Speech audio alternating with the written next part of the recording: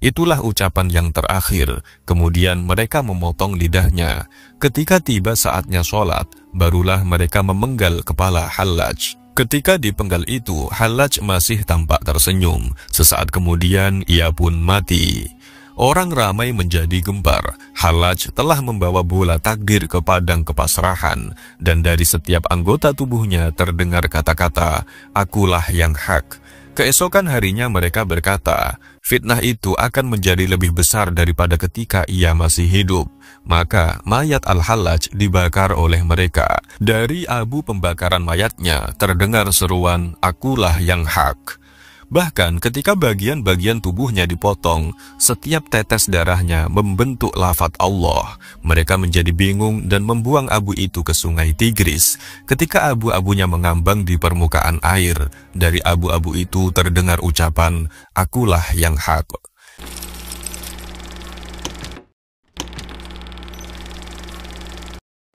Assalamualaikum warahmatullahi wabarakatuh, sahabat-sahabat muslim yang dirahmati Allah subhanahu wa ta'ala.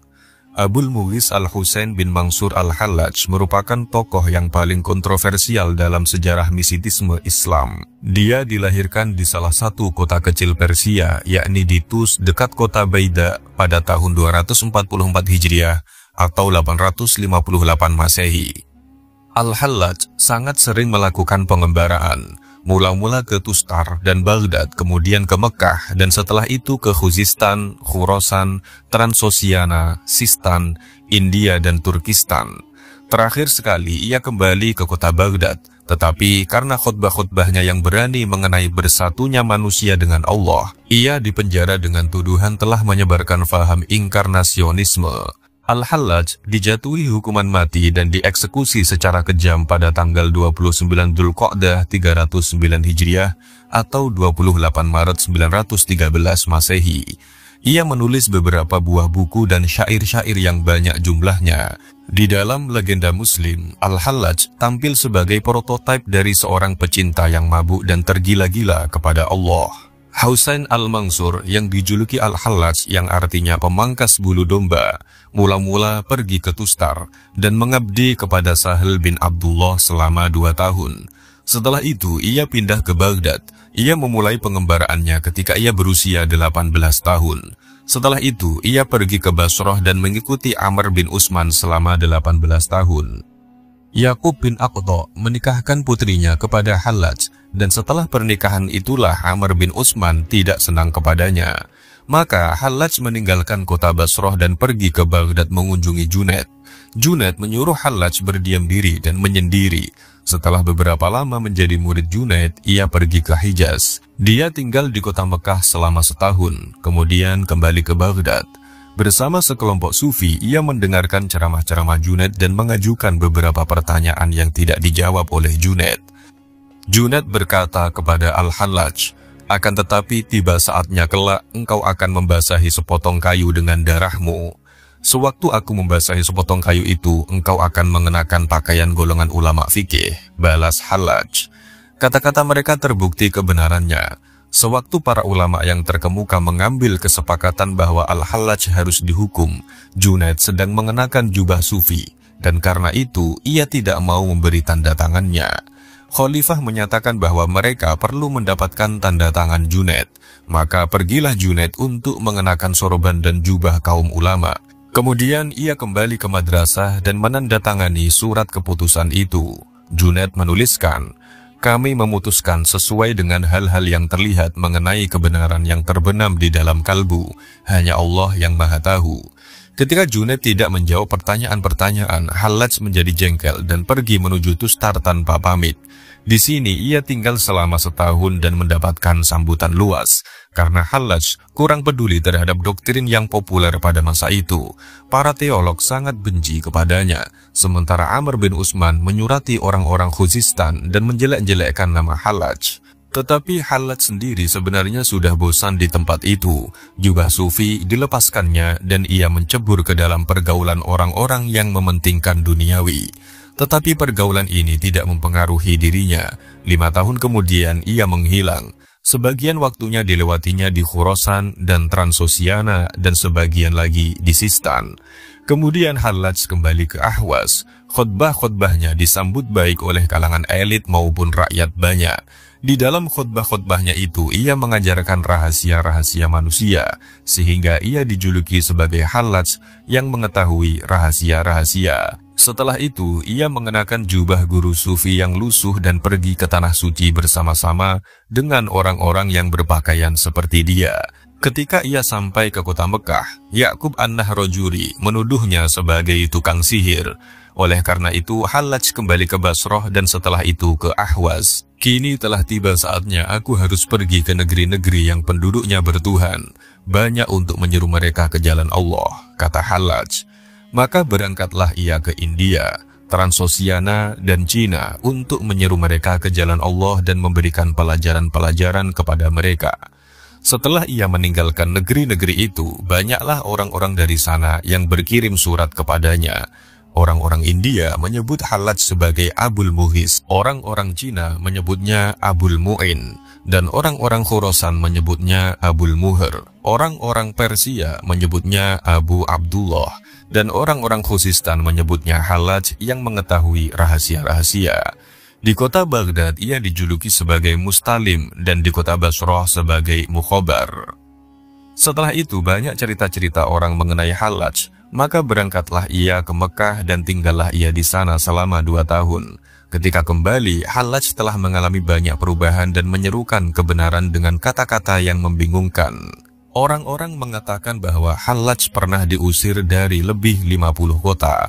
Mengenai diri Hallaj, orang-orang terpecah 2. Orang-orang yang menentang dan mendukung Hallaj sama banyaknya. Mereka telah menyaksikan keajaiban-keajaiban yang dilakukan oleh Hallaj, tetapi lidah fitnah menyerangnya, dan ucapan-ucapannya disampaikan orang kepada khalifah. Akhirnya semua pihak sependapat bahwa Hallaj harus dihukum mati karena menyatakan ana al-haq, akulah yang hak. Katakan, hanya dialah yang hak. Mereka berseru kepada Hallaj. Ya, dialah segalanya, jawab Hallaj. Kalian mengatakan bahwa dia telah hilang. Sebaliknya, Husainlah yang telah hilang. Samudra tidak akan hilang atau menyusut airnya. Kata-kata yang diucapkan Hallaj ini mengandung makna-makna esoteris. Kata mereka kepada Junaid. Bunuhlah Hallaj, jawab Junaid. Pada zaman ini, kita tidak memerlukan makna-makna esoteris. Kemudian kelompok teolog yang menentang Hallaj menyampaikan ucapan-ucapannya yang diputarbalikkan kepada Mu'tasim. Mereka berhasil membuat Wazir Ali bin Isa menentang Hallaj. Khalifah memberikan perintah agar Hallaj dijebloskan ke dalam penjara. Setahun lamanya, Hallaj mendekam di dalam penjara. Tetapi orang tetap mengunjungi dan meminta nasihat terkait dengan masalah-masalah yang mereka hadapi. Kemudian dikeluarkanlah larangan untuk mengunjungi Hallaj di dalam penjara. Selama 5 bulan tidak ada yang datang kepadanya kecuali Ibnu Atha dan Ibnu Khafif, masing-masing sekali.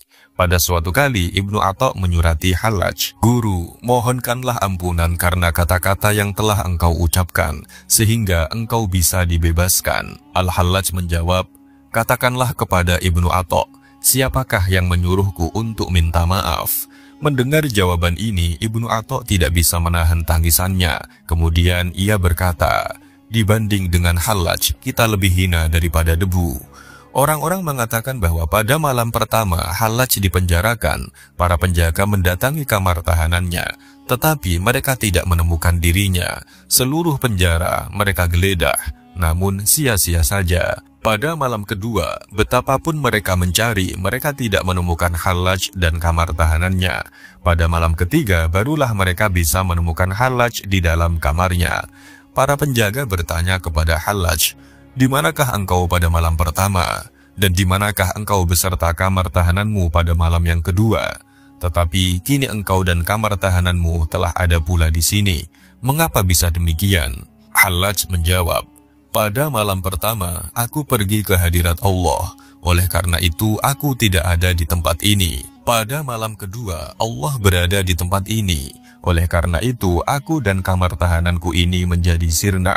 Pada malam yang ketiga, aku disuruh kembali ke tempat ini agar hukumnya bisa dilaksanakan. Kini, laksanakanlah kewajiban kalian. Ketika Hallaj dijebloskan ke dalam penjara, ada 300 orang yang dikurung di tempat itu. Malam itu, Hallaj berkata kepada mereka, maukah kalian jika aku membebaskan kalian? Mereka menjawab, "Mengapa engkau tidak membebaskan dirimu sendiri?" "Aku adalah tawanan Allah. Aku adalah penjaga pintu keselamatan," jawab Hallaj. "Jika aku kehendaki, dengan sebuah gerak isyarat saja, semua belenggu yang mengikat kalian bisa aku putuskan." Kemudian Hallaj membuat gerakan dengan jarinya dan putuslah semua belenggu mereka. Tawanan-tawanan itu bertanya pula, "Kemanakah kami harus pergi? Pintu-pintu penjara masih terkunci." Kembali Hallaj membuat sebuah gerakan dan seketika itu juga terlihat sebuah celah di tembok penjara. "Sekarang pergilah kalian," seru Al-Hallaj. "Apakah engkau tidak turut beserta kami?" mereka bertanya.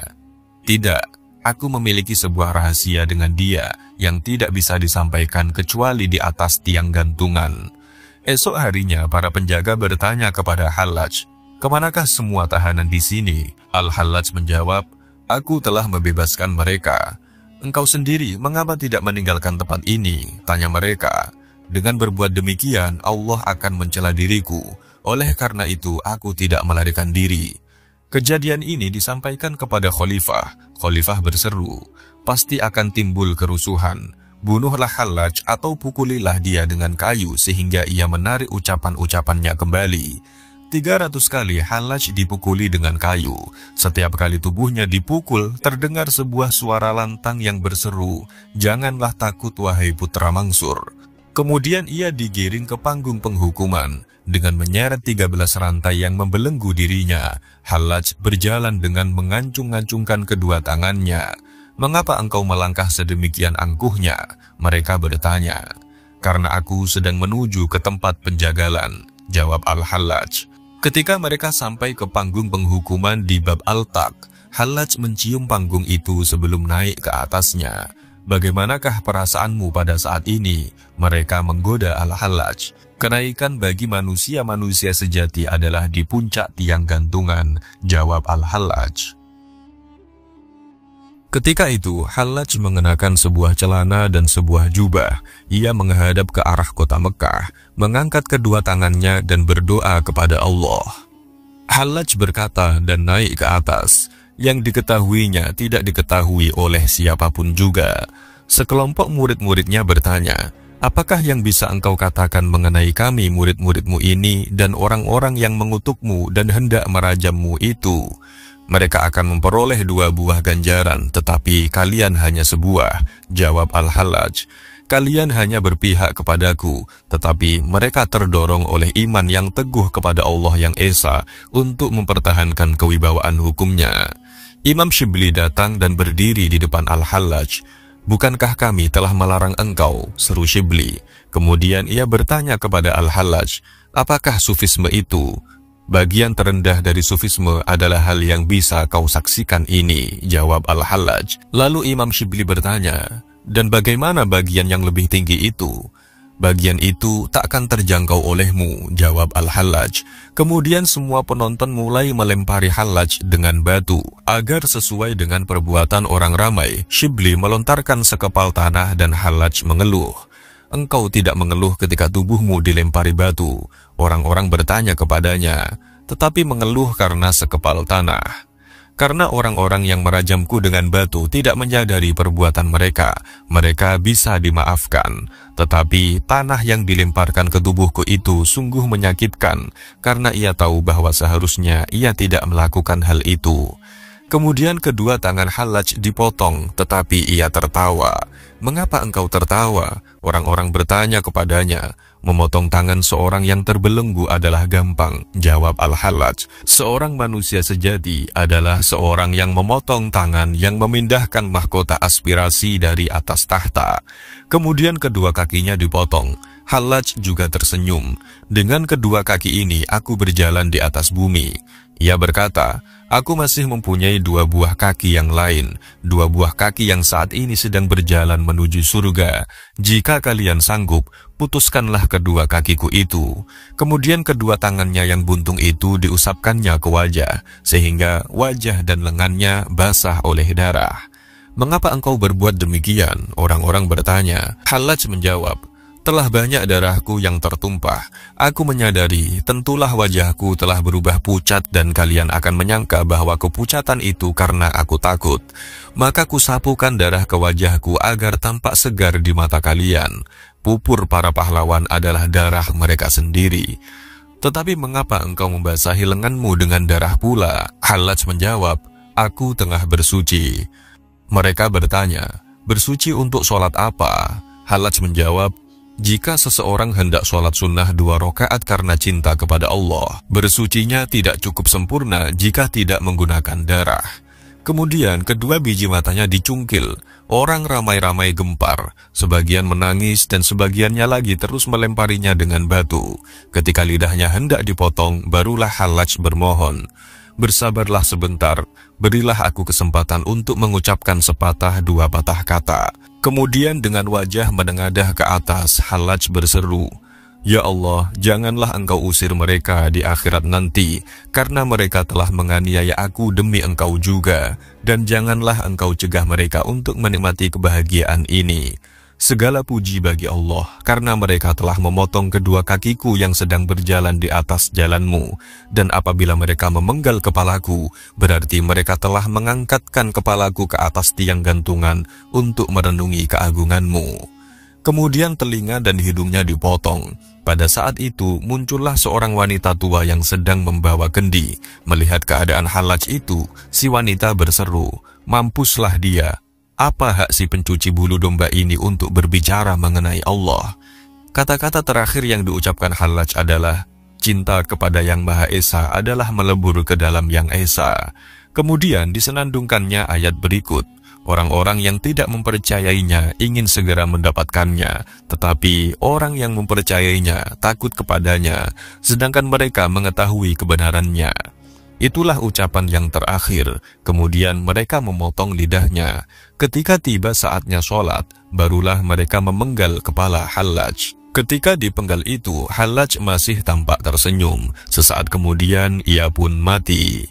Orang ramai menjadi gempar. Hallaj telah membawa bola takdir ke padang kepasrahan, dan dari setiap anggota tubuhnya terdengar kata-kata, akulah yang hak. Keesokan harinya mereka berkata, fitnah itu akan menjadi lebih besar daripada ketika ia masih hidup. Maka mayat Al-Hallaj dibakar oleh mereka. Dari abu pembakaran mayatnya terdengar seruan, akulah yang hak. Bahkan ketika bagian-bagian tubuhnya dipotong, setiap tetes darahnya membentuk lafaz Allah. Mereka menjadi bingung dan membuang abu itu ke sungai Tigris. Ketika abu-abunya mengambang di permukaan air, dari abu-abu itu terdengar ucapan, akulah yang hak. Ketika ia masih hidup, Hallaj pernah berkata, apabila mereka membuang abu pembakaran mayatku ke sungai Tigris, kota Baghdad akan terancam air bah. Taruhlah jubahku itu di tepi sungai agar Baghdad tidak hancur. Seorang hamba setelah menyaksikan betapa air sungai mulai menggelora, segera mengambil jubah tuannya dan menaruh jubah itu di pinggir sungai Tigris. Air sungai mereda kembali dan abu-abu itu tidak bersuara lagi. Kemudian orang-orang mengumpulkan abu-abunya dan menguburkannya. Begitulah perjalanan hidup Al-Hallaj yang dihiasi oleh pemikiran-pemikiran tasawuf. Buah dari pemikiran tasawuf yang terus dipertahankan oleh Al-Hallaj adalah kurungan dari penjara ke penjara akibat banyaknya ulama fikih yang tidak sependapat dengannya.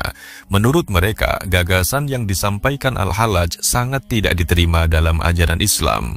Ibu Daud Al-Isfahani adalah salah satu ulama fikih yang berpengaruh besar dalam memenjarakan Al-Hallaj karena fatwa-fatwanya yang terus membantah dan memberantas pikiran-pikiran Al-Hallaj yang dinilai sesat.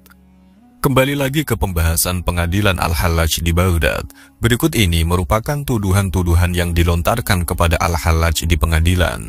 Yang pertama adalah hubungan korespondensi secara rahasia dengan para pengikut Syiah Qoromito, satu sekte Syiah yang dibentuk oleh Hamdan Ibnu Qormat di akhir abad 9 Masehi. Sekte yang beraliran komunis ini mengadakan teror menyerang Mekah tahun 935 Masehi, merampas Hajar Aswad yang kemudian dikembalikan oleh kaum Fatimi tahun 951 Masehi, serta menentang pemerintahan Bani Abbas mulai abad 10 sampai abad 11 Masehi. Dari sini dapat tergambarkan keadaan sosial politik pada saat itu adalah adanya perbedaan kepentingan politik antara Syiah Qoromitoh dengan kekhalifahan Abbasiyah yang pada saat itu dipegang oleh Khalifah Al-Muqtadir. Yang kedua adalah keyakinan para pengikutnya bahwa dia memiliki sifat ketuhanan. Pengikutnya dari kalangan bawah cukup besar. Dari hal tersebut disimpulkan bahwa terjadi kekhawatiran oleh dua kelompok dalam dua kepentingan yang berbeda. Kelompok pertama adalah kelompok ulama, baik ulama sufi yang belum sefaham dengan Al-Hallaj maupun ulama fikih. Mereka mengkhawatirkan adanya ancaman dari segi akidah dan hukum Islam. Kelompok kedua berasal dari pejabat penting pemerintah. Kelompok ini layak untuk khawatir dengan banyaknya massa pendukung Al-Hallaj. Sementara Al-Hallaj telah disinyalir punya hubungan dengan Syiah Qoromit yang saat itu merupakan lawan politik pemerintah Al-Muqtadir. Yang ketiga adalah keyakinan Al-Hallaj tentang persatuan manusia dengan Tuhan. Secara esensi yang terkenal dengan ucapannya adalah Ana Al-Haq, akulah yang maha benar atau akulah Tuhan. Dari sini tampak lebih pada adanya kepentingan penjagaan kemurnian akidah umat dari kesesatan umat dengan menganggap Al-Hallaj sebagai Tuhan. Dan secara pribadi, Al-Hallaj telah mengakui dirinya sebagai Tuhan. Yang keempat adalah pendapatnya tentang istilah Isqatul Faraid, yakni bahwa berbagai tugas atau kewajiban agama bisa digantikan oleh kegiatan lain yang dipandang lebih bermanfaat pada saat tertentu. Seperti contoh, daripada berziarah ke tanah suci, menunaikan ibadah haji, lebih baik menyantuni anak yatim piatu dan mereka yang membutuhkan. Selain itu, ia pernah menyatakan bahwa ibadah haji tidak wajib. Gagasan ini tidak berkenan di kalangan ulama fikih dan momentum tersebut dijadikan sebagai alat untuk menjatuhkan Al-Hallaj. Hal tersebut menunjukkan bahwa kondisi pada saat itu adalah kondisi sangat meningkatnya bertentangan faham di antara dua golongan ulama, yaitu ulama fikih yang berpegang teguh pada hukum-hukum lahiriah seorang hamba berdasarkan teks Al-Quran dan hadis, dengan ulama sufi yang lebih menekankan pada pengalaman dan keindahan limpahan ilham dari alam gaib atau Tuhan. Sebagai ulama kebatinan, sufi lebih dapat berpikir secara bebas dan luas dibandingkan ulama fikih yang lebih mementingkan sesuatu pada akal. Banyak pengalaman kebatinan yang dialami oleh para sufi tidak bisa diterima oleh akal, sehingga tidak heran para sufi kerap dituding telah tersesat dari akidah dan hukum Islam oleh ulama fikih pada masa itu. Pertengkaran antara dua kelompok tersebut terus terjadi sampai adanya tokoh besar tasawuf yang lain. Tokoh ini dapat mempersatukan kembali ilmu lahir yakni ilmu fikih dengan ilmu batin yakni tasawuf serta filsafat. Tokoh tersebut bernama Imam Al-Ghazali. Tuduhan-tuduhan terhadap Al-Hallaj tersebut diungkapkan selain untuk menjatuhkan Al-Hallaj, juga agar menambah kebencian orang yang tidak senang pada Al-Hallaj. Para saksi pun dihadapkan dalam pengadilan tersebut. Namun tidak seorang pun dapat membuktikan tuduhan itu. Abu Ja'far memerintahkan untuk memeriksa rumah Al-Hallaj. Di sana ditemukan tulisan-tulisan yang memuat seruan, ajaran, dan surat-surat rahasianya. Kertas-kertas yang disita itu dibacakan di hadapan Al-Hallaj. Beberapa tahun kemudian, atas pengaruh golongan yang tidak suka terhadap Al-Hallaj, serta seorang menteri bernama Ibnu Al-Furad yang menganggap bahwa Al-Hallaj berbahaya, mereka berhasil memaksa hakim tertinggi di Irak untuk menandatangani hukuman mati bagi Al-Hallaj. Vonis hukuman mati tentunya membutuhkan proses yang panjang. Al-Hallaj akhirnya menemui ajalnya dengan cara dihukum gantung. Alasan-alasan yang bersifat teologis dan politis menyebabkan Al-Hallaj dituntut hukuman mati pada hari Selasa, tanggal 26 Maret 922 Masehi. Al-Hallaj dihukum di tiang gantungan. Setelah itu, kaki dan tangannya dipotong, kepalanya dipenggal dan tubuhnya disiram dengan minyak lalu dibakar dan abunya dibawa ke menara di tepi sungai Tigris. Seperti yang dikisahkan sebelumnya bahwa sebelum digantung ia dicambuk 1000 kali tanpa mengaduh kesakitan, lalu dipenggal kepalanya. Sebelum dipancung ia meminta waktu untuk melaksanakan sholat 2 rakaat. Setelah selesai sholat, kaki dan tangannya dipotong, badannya digulung dalam tikar bambu lalu dibakar, dan abunya dibuang ke sungai. Sedangkan kepalanya dibawa ke Khurasan untuk dipertontonkan. Kematian tragis Al-Hallaj yang tidak bisa terbayangkan hingga kini tidak membuat gentar para pengikutnya saat itu.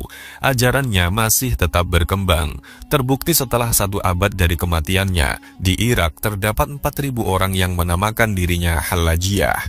Di sisi lain, Pengaruhnya sangat besar terhadap para pengikutnya. Ia dianggap mempunyai hubungan dengan gerakan Qoromitoh. Al-Hallaj menemui ajalnya dengan penuh keberanian serta memberikan maaf kepada orang-orang yang terlibat dalam pembunuhannya. Walaupun ia telah dieksekusi mati, tapi ajarannya banyak yang telah tersebar di tengah masyarakat melalui buku-buku yang ditulisnya. Ketika Al-Hallaj disalib, Al-Hallaj sempat menyampaikan ucapan, "Mereka adalah hamba-hambamu yang telah berkumpul untuk membunuhku disebabkan kefanatikan terhadap agamamu dan sebagai ibadah atau pengabdian kepadamu. Maka berikan ampunan pada mereka. Jika engkau bukakan pada mereka apa yang telah engkau bukakan padaku, niscaya mereka tidak akan melakukan apa yang telah mereka lakukan." Lalu, apabila kita timbul pertanyaan apakah wahdatul wujud itu sesat, maka bila yang ditanyakan pahamnya, maka paham manunggaling kaula Gusti, wahdatul wujud, ittihad, hulul, dan istilah semacamnya adalah sesat berdasarkan ijma ulama, kesepakatan para ulama. Bila yang ditanyakan ucapan hulul dari pembesar ulama sufiyah seperti Al-Hallaj, Ibnu Arabi, dan yang lainnya, maka menurut mayoritas ulama tidak boleh menyandarkan pada mereka paham hulul tersebut, sebab ucapan tersebut adalah istilah khusus sufiyah. Kedudukannya sekedar sebagai hikayah yang diucapkan dalam keadaan fana.